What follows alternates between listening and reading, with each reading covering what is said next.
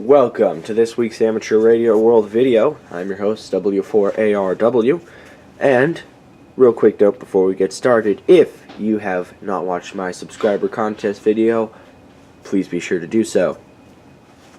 Alright, we're going to jump right in this week and get started.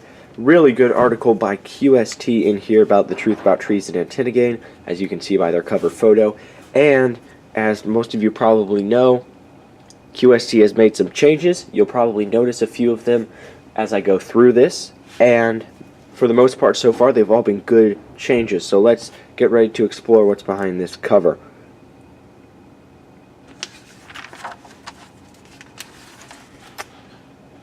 Alright, first up, or maybe I should say second up, is Second Century. The new protection game, what it could mean for you, as you can see up here. That's our title of this month's column. I'm just going to quote you real fast on the opening statement here. ARRL has a reputation for protecting every kilohertz of amateur spectrum from reallocation and from harmful interference. We mean to keep doing that. These days, the issue isn't so much the threat of loss of our spectrum, but rather the addition of incompatible, forced sharing partners, kind of like arranged marriages.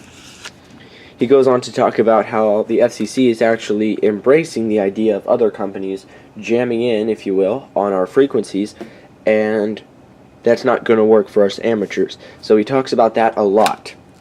And that's so much that he has to continue on a different page because he needed to wrap up more than he could fit on just 2 columns here. So we'll get to that later, but I'm just going to give you the overview of it. On December 1st, the FCC's Office of Engineering and Technology called for comment on some very far-reaching spectrum policy recommendations. The first is interference caused by Part 15 devices, which are unlicensed transmitters. And the second is co-channel and adjacent channel interference from licensed sources. And the third, and possibly most troublesome for amateurs, is spectrum overlay, the resulting interference caused by allegedly compatible devices occupying the same spectrum. Closest to home, most affecting for the amateurs, the PAVE-PAUSE program allows us to use certain 440 MHz spectrum where we don't interfere with that vital Air Force program. So they're kicking us out of some of our bandwidth, and he's a little bit worried about that. And he's reassuring you that ARRL is going to do as much as they can to keep you safe. Thanks, Tom. Okay, let's move on here. Member Spotlight. November 6th, Kilo Bravo, Ken Brown. So Ken grew up in California. His father was in photography, introducing Ken to all kind of audio-visual equipment from a young age. His uncle was a radio amateur. I really hope my shadow is not annoying you guys when I'm moving back and forth here. So he remembers working with his Uncle Chuck on VHF and UHF radios for multiple industries in San Diego County. With encouragement from his father, Ken got licensed in 1970.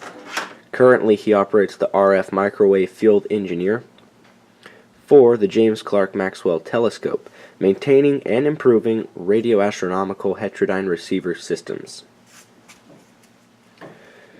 He also enjoys riding historic and scenic trains, which has led him to travel all over Europe. So there's a little bit about N6KB for you. Next up, we're going to jump to our first project. Oh, too far. Hang on. Here we go. A fan controller for your classic radio. I enjoyed reading this. I doubt I'll ever make it, but I did enjoy reading it. Mike Bryce, WB8 VGE, talking about the trouble with fans. The old standby for cooling continues to be a muffin or pancake fan. These compact fans operate from supply voltages ranging from 220 volts to under 5 volts DC. A fan needs full supply voltage so it will start, and moving a lot of air generates noise. To combat that noise, you slow the fan down. The slower it moves the air, the quieter the fan. So what you could do is insert a low value resistor in series with the fan power source and thus reduce your operating voltage. But what happens if you try and start up your fan from an idle position and there's not enough voltage? No airflow. So this circuit that he designed is going to help you with that. And you can see a picture of the circuit here. Basically what happens is the capacitors act as timers and the resistors slow everything down. He has two potentiometers here that you can adjust for your high and low fan speeds. The capacitors, as they charge, the fan is running on high speed, and once they discharge into this timer box here, it kicks into slow mode. Also LEDs here showing you high and low speeds. So I will point that out as well. It's a very nice little project. I will put a picture of the schematic right about here. Okay, go back and look at that again. All the part numbers are listed underneath if you're interested in building this project. Also check out arrl.com. He talks a little bit about mounting the fan, mentioning how you can mount it onto a classic radio or a solid state radio. Now for our cover article, Live Trees Effect Antenna Performance. So this was put together by KE4PT and W4RQ, and what they did is they used a 3D NEC modeling software and a 2D analytical software to construct trees as a lossy dielectric cylinder with capacitance and resistance values. Over here you can see some charts. Okay, these numbers on this side, which you can't see that well, that's okay, is showing you your loss in decibels. And the bottom line of numbers is showing you the distance from the tree and the antenna. So here's 80 meters. Okay, you're averaging out about 2.7 decibels of loss when the tree is about 0.5 meters from you. And as you go away to about 20 meters away, you come down to about 0 decibels of loss. So that's 80 meters for you. And as you can see, some of these have several lines on them. These are just comparisons of the different modeling programs. I'm just kind of averaging them out for you. So you've got azimuthal pattern, front to back ratio decibel loss, peaking at about 6 dB at approximately 5 meters away. And at 0.5 meters away you have almost no loss. You can see as we get farther away you can kind of follow that pattern with yourself. This is the distance increasing, this is the loss increasing, so you can kind of see how these patterns work. He also gives you the table here so that you can kind of see how they broke it down and modeled it. And they talk about the effect of one tree and the comparison between a forest of trees. So let me jump right into the forest, because you can kind of get the idea of one tree just having that little bit of loss there. But let me talk about a forest of trees. A tree dipole combination acts like the source to the next rank of trees in a cluster, and losses increase multiplicatively with distance. Thus, propagation losses through a forest increase exponentially in decibels per unit distance. Theodore Tamir describes several propagation paths at HF through trees when antennas are at both ends of the communication path are in the forest canopy. Let me rephrase that real fast. Theodore Tamir describes several situations where I'm inside a forest, you're inside a forest, and we're trying to talk. So here's what that looks like. A direct path extends directly through the foliage, picking up losses exponentially with distance. Another path involves a lateral wave that skims along the treetops, attenuating at 40 dB per decade of distance without additional foliage losses. The lateral wave lacks energy back into the forest below and into the skywave. The skywave path from the canopy extends up into the ionosphere and back. Hopefully that makes sense. I read it straight out from the book. That way I didn't have any rephrasing or paraphrasing going on there. Continuing on. Another project, an audio switching unit. I'm not going to go into this in great detail. Just want to talk about what it does. Gene Hinkle K5PA developed this little box you see right here to enable you to immediately be able to have 2 microphones, 2 headsets, and the ability to switch one mic off the line. So very useful for field day. What this does, this plugs into your microphone and headphone jack, and what you have happening is you now have 2 headphones going out, so you and your, say, go-to-station operator can listen, and you have 2 microphones, so you and your go-to-station operator can talk.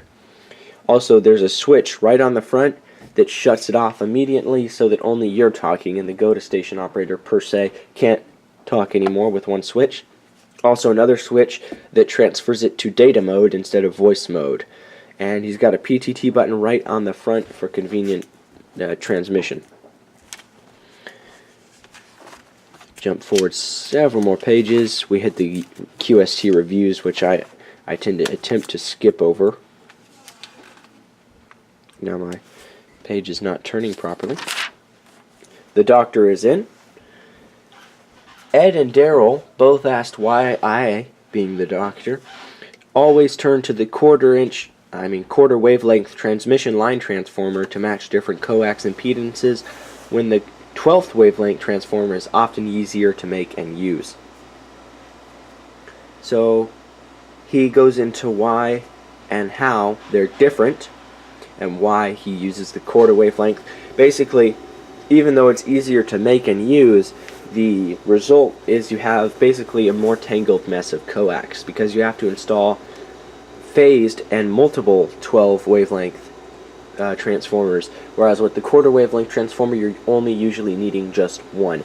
You can see here you need 12, 12, 12, 12. Here you just need your coax, quarter, and then back to your coax. So it's a lot less complicated to just stick with the quarter. That was his basic idea. He also talks a little bit about the ratio of impedance to be matched, because with the 1/12 matching segments, you need, basically, to get it perfect, you need 61 ohm coax, which doesn't really exist. And another disadvantage is that as you vary your SWR and impedance, the actual resonance at 1/12 wavelength changes, even though you're maintaining the same frequency. So that can result in a variance of what your resonance actually turns out to be. I have assumed that listening to my various antennas for best reception would tell me which antenna is the best for transmission. Is that always the case? Joel's answer, no. Reception is a good measure of antenna transmission capability. The problem with it is that that's measuring signal to noise ratio, not best antenna gain in that direction. So while that can be a good judge, it's better to consider radiation patterns and the like to determine where you may transmit the best. I can give first-hand proof of that. I have 2 dipoles up. I have G5RV and another antenna oriented 90 degrees out of phase. The one antenna is so much better at receiving that I tend to just default to that one. But when I talk to Florida stations, the one that's actually broadside towards them, although I don't receive them as good, I usually get 2 to 3 S units better reports when I orient it towards them. So there's just an example of that. Hints and hacks, talking about using IKEA toothbrush holders to cover up your classic radio transformers, as you can see over here. The toothbrush holder, what he did is he cut a circle of plywood, slid it down inside, ran 2 bolts through, and he screwed it into the chassis. You can see one is in here and one is ready to be installed here. Also talking about using some of those computer speakers to diagnose problems with your sound card. If you hook up some little alligator clips on there and you can short them together, and you should be getting sound when you're supposed to be transmitting as a troubleshooting test. Also a small call sign pin. This person made this call sign pin himself. Let me read to you how he did it real fast. I put dry transfer letters on a piece of brass strip from a local craft store. as resist before etching. A salvaged pin back was soldered on, and etched area was filled with enamel followed by a clear coat. A razor blade drawn across the face keeps the letters clear after enamel application. If you try this yourself, remember to solder the pin back before enamel and to keep it level while the enamel dries. So there's a briefing on the hints and hacks. Here's an article I like to read just because I love all this kind of stuff. The CIA, the Cold War, and amateur radio. What do they have in common? I will tell you. Well, I'll brief it for you. He'll tell you. So, East versus West is basically where it started, and there was a lot of tension between the governments letting the U.S. and Russian amateurs communicate. They didn't like that a lot, and the CIA was beginning to consider the possibility that amateur radio could be co-opted as an information gathering asset, quoting from the article there, and they began to look at using Germany as a middleman to receive radio transmissions from Russia. The problem is Russia's idea of amateur radio was a little bit different, because they weren't using it as a secret communications tool. There was no important information being transmitted across the airwaves at the time. Instead, what the Soviet Union was using it for was radioization and Sovietization. Basically, the idea here is making transmitters, all the ham operators, have public speaker systems, as you can see down here. The public speaker systems basically just brainwashing, if you will, all of the citizens with the Russian propaganda station, stuff like that. Basically, they were making sure every citizen in the area came in contact with amateur radio broadcasting. Well, not broadcasting, but you get the point. So their other idea was to boost the number of radio operators, and how they did that was also by making a huge push in the schools and things like that to cause people to get licensed, which had a very good result. And this particular article talks about the collision between the CIA's idea of using it and the Russians' idea of using it. But if you're interested in reading this article and many more, go to this link here, and I will put it inside of the description so that you can check that out and maybe get some good reading from that. So I'm getting a little bit long-winded here, and I'm sorry I've been tripping over my words a lot today, but let's fast forward just a little bit. WW1 USA, and this article we get to learn all about what they are and what they do. So they were originally developed to commemorate the special events of World War I, starting in June 2014. Originally, they had an agreement with the World War I History Museum to do one event. Fortunately, however, the major World War I event and ARRL Field Day corresponded to the same weekend. So they had a huge amount of foot traffic. They had dignitaries from the local areas coming by, all of them getting exposed to the amateur radio. The museum was thrilled, and they've been doing it ever since. If you want to work them this year, make sure to get on the air May 12th through 13th, commemorating the Battle of Cantigny, September 22nd and 23rd, commemorating the Moose Argonne offensive of World War I, and November 11th, commemorating Armistice Day.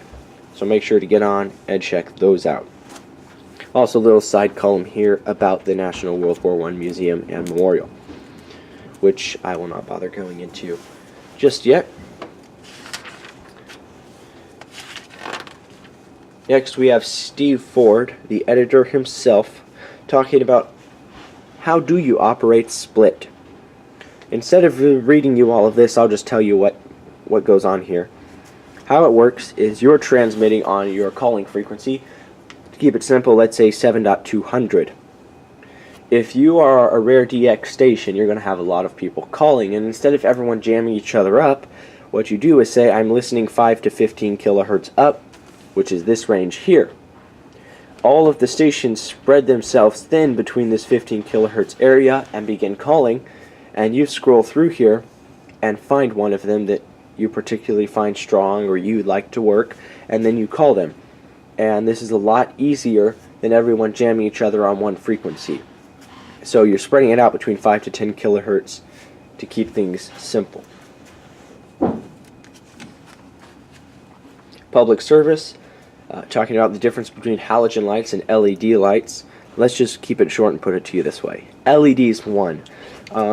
He was comparing halogen to LED, and he noticed mainly when he's operating with portable power, he likes the fact that the LED lights draw a lot less amperage than the halogen lights do. The halogen lights tend to draw more amps, especially with the inverter, while the LED lamps can actually run off of 12 volts sometimes, or when they're using the inverter, they use a lot less amperage. So he did some testing on that. Contest corral, very busy month. The only one I'm going to point out is the North Carolina QSO party, which I will be operating in. That's my home state, so I'll be on the 25th and 26th, 20 and 40 meters mostly. And I'll also point out the ARRL School Club Roundup, Morse Code and Phone, the 12th and 16th of this year. I'll skip over the contest results. I went one page too far.